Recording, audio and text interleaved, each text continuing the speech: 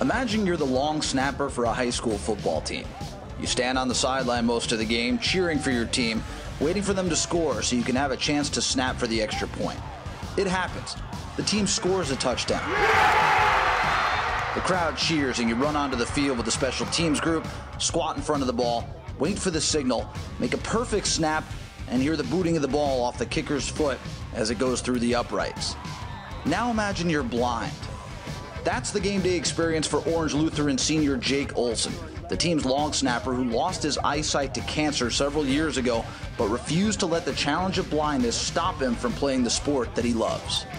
Playing football blind wasn't necessarily the safest thing, especially coming into high school where we start playing tackle and it's more physical with bigger guys, so it seemed like I was going to have to lose that passion. But then as I kind of saw the players walking around school and seeing them play on Friday night, kind of re-sparked that passion inside of me, and I knew somehow I was going to have to get back down on the field.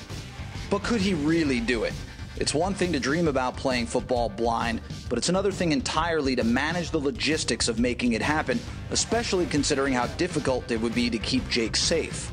Orange Lutheran head coach Chuck Peterson certainly had his doubts. And so he said, I know you'll be looking for a deep snapper a year from now. I think I could do it.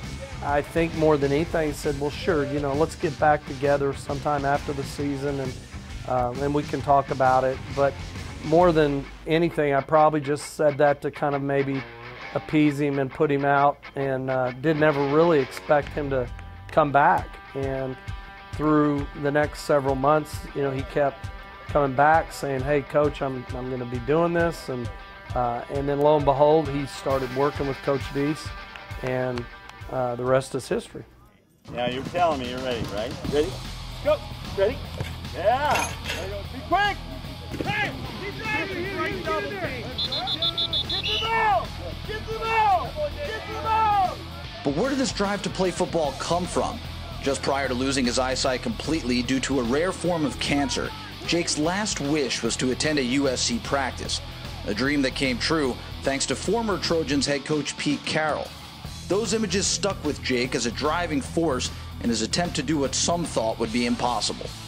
Seeing them have that much fun with it, it just kind of showed me where football can really take you in life and where you can get your enjoyment from playing football. So it definitely left a permanent mark in my mind saying, hey, I really do love football. Attaboy 9, and you are on a 100-mile dash to that guy right there.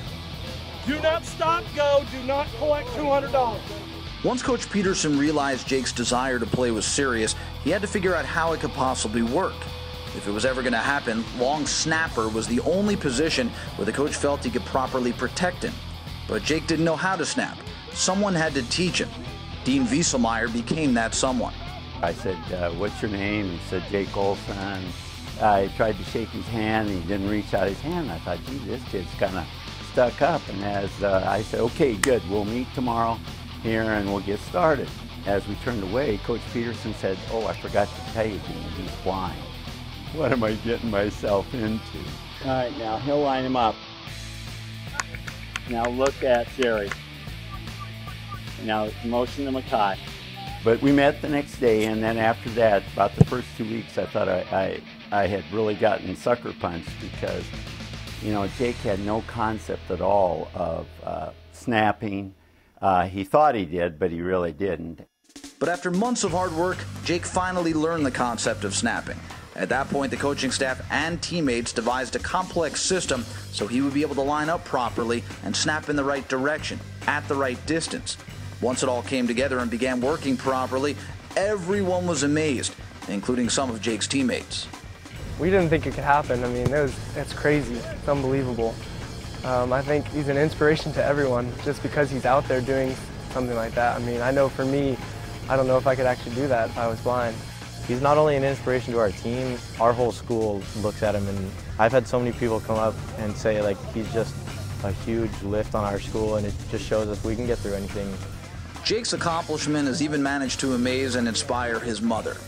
Jake is the kind of kid that doesn't let something hold him back. He doesn't say, oh, well, I can't do this, because I'm this, or any of that. And so that is an inspiration. It's an inspiration to me every day. It's easy to be to limit yourself or say I can't do something because you think you can't, but Jake doesn't allow that. Meanwhile, for Jake, he's happy to prove that blindness isn't as limiting as some people perceive. Just because I don't have my eyes doesn't mean, I don't have strong bones or something like that, like I can lift just as much weight as the next guy, so, it's definitely kind of show that, hey, this guy can actually do normal things to open their mind that, all right, just because if some guy kind of hits him in his chest, he's not going to break, so. There it is. There it is.